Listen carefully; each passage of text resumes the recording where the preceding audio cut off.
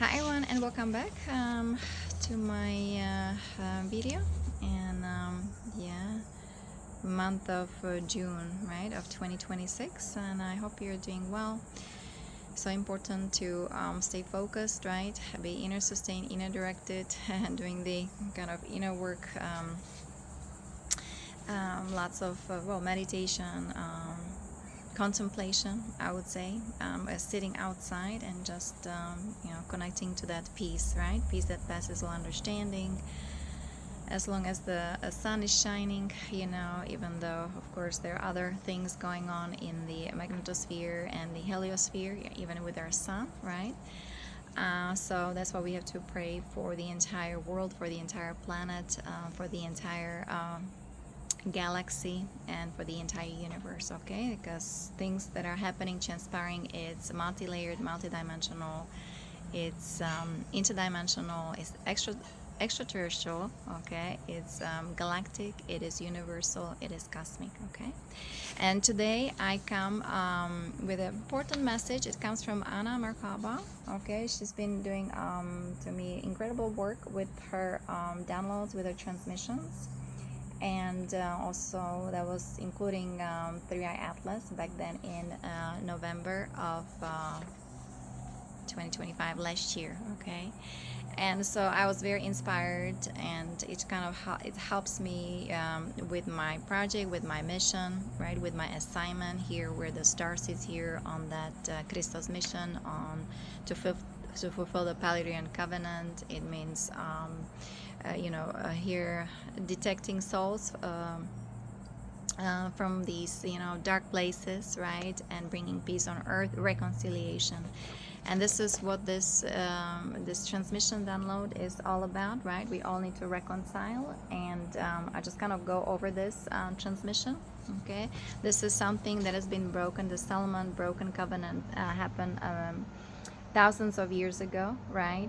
And there is a window for us, and here's the date, okay? So we still have a year and a half, and just kind of getting ready for that, right? So that's why I talk about the inner work, how important it is to still our mind, dive deep within, and reconnect with our inner Christos, right? With that divine spark within that sacred chamber of our heart, where the truth is, where everything is, the kingdom of heaven is within us, okay? It's within each of us, right? That's the also the emerald spark, right? So talking about the emerald awakening and bring the emerald covenant here, the emerald order here to this planet, to this dimension, okay? And of course I'm helping my soul group with all that, put them back on track and heal them, and helping also with the partial ascension, with the rehabilitation of their consciousness, of the DNA of their hologram, okay?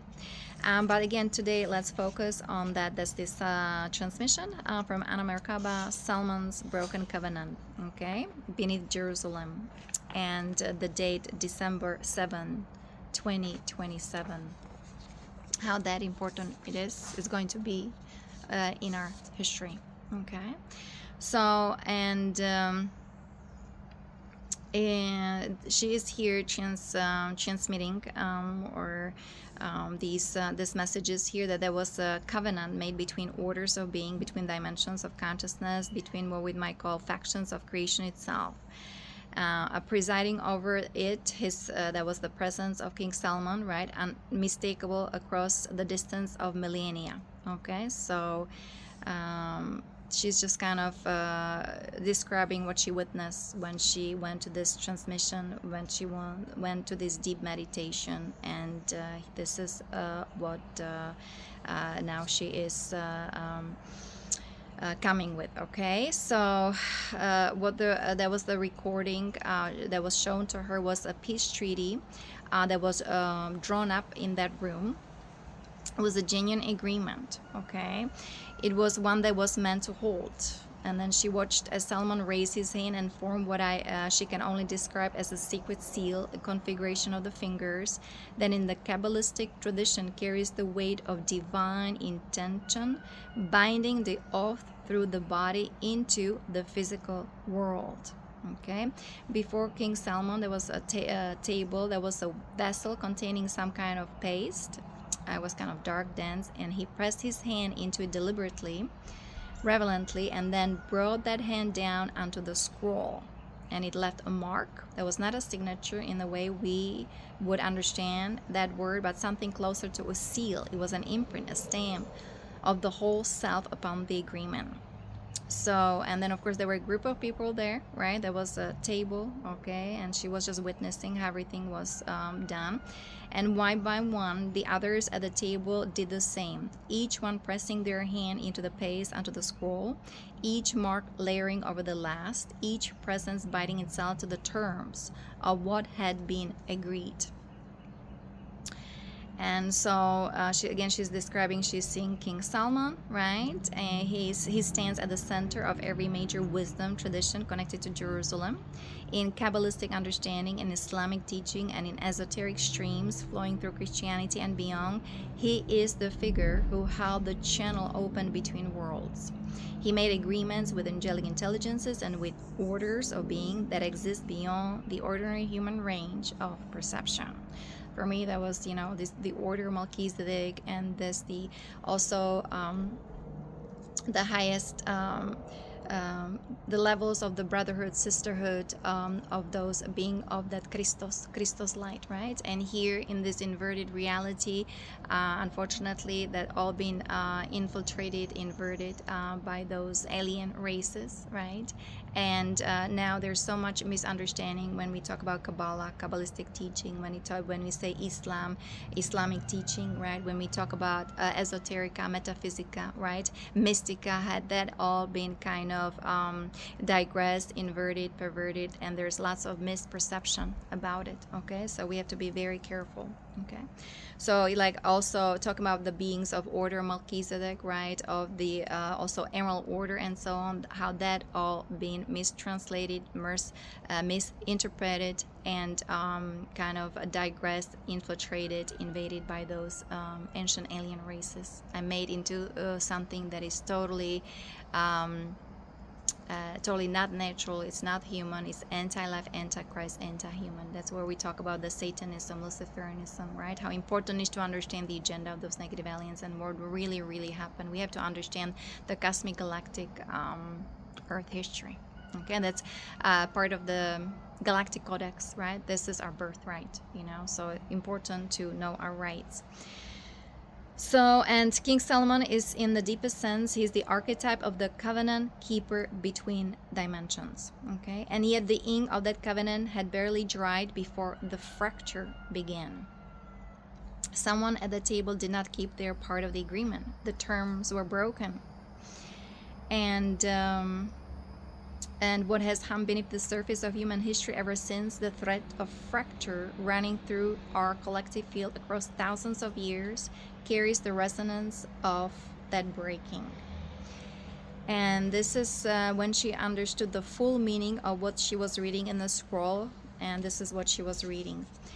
On December 7, 2027, okay, Anna MERKABA is saying a major reconciliation event is going to occur involving Jerusalem, Europe, and the Americas, alternating between the oscillating states and triangulation pathways through the foreseeable undertaking of the Johar collective consciousness, transferring through the absolute 0 point of gravitational rotation and the Earth core, the axis. The Earth axis shifts 11 degrees north from the Jerusalem post. Tribulation occurs, tribulation, foreseeing set, moves into the territory of oscillation, transferring through the collective consciousness and rectifying the magnetosphere through the understanding of avalanche of creation, magnifying the mid-Atlantic sequencing. And here that's why she's sharing with this,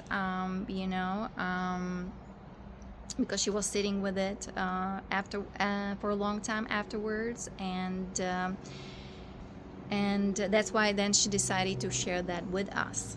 Okay, and so before she goes further, she wants to share something that landed for her when she began to look at the word Johar.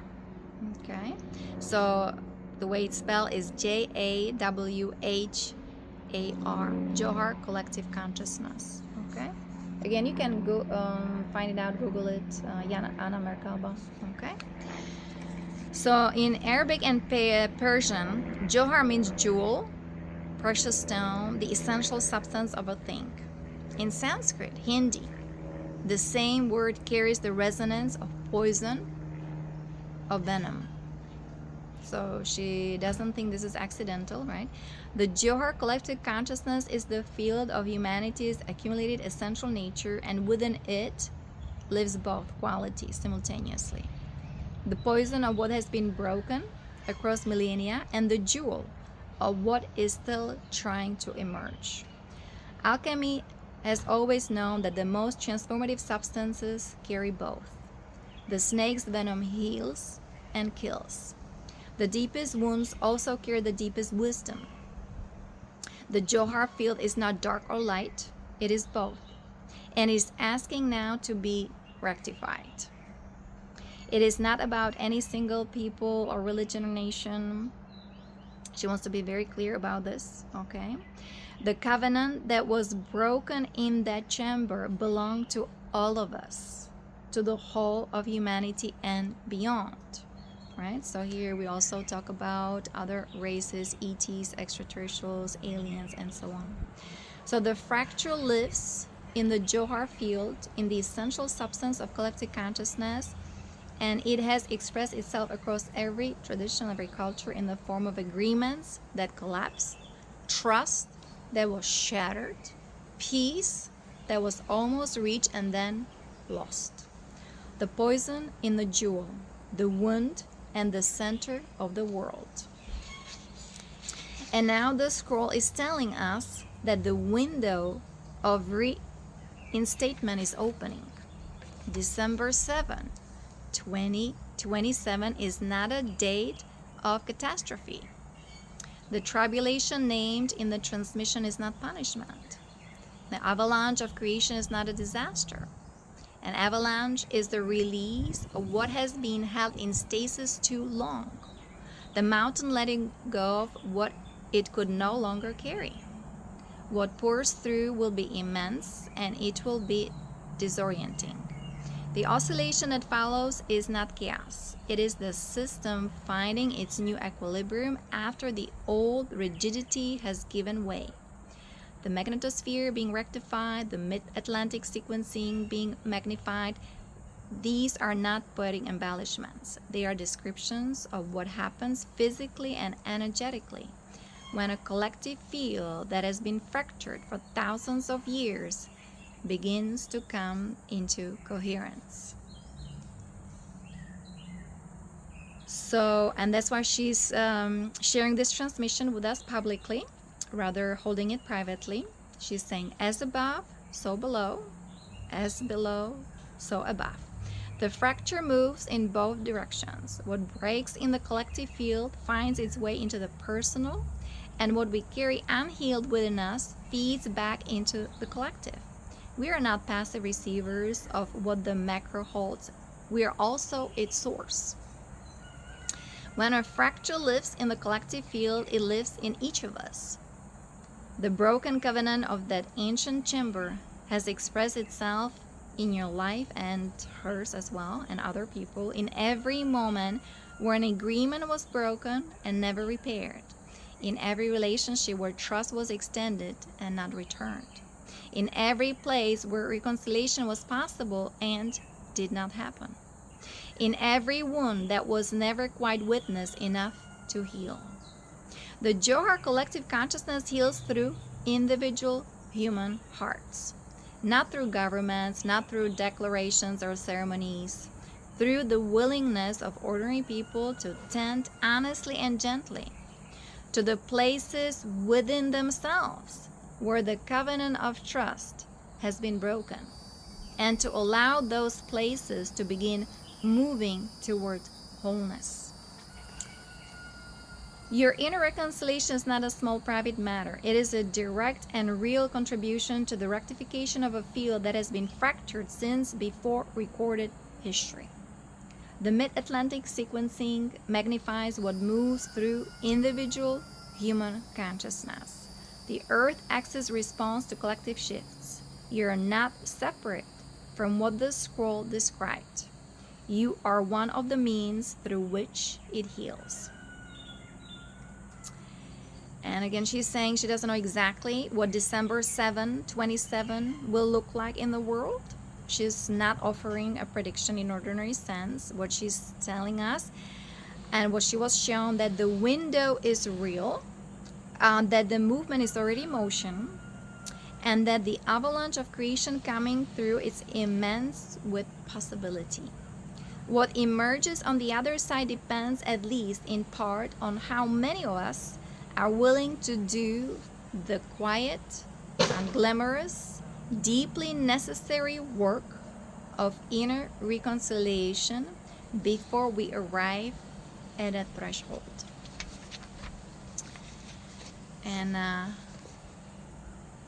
again, something to, I would say, take it seriously, or at least think about it. Here, I just want to share something, my notes from 2015, 2016.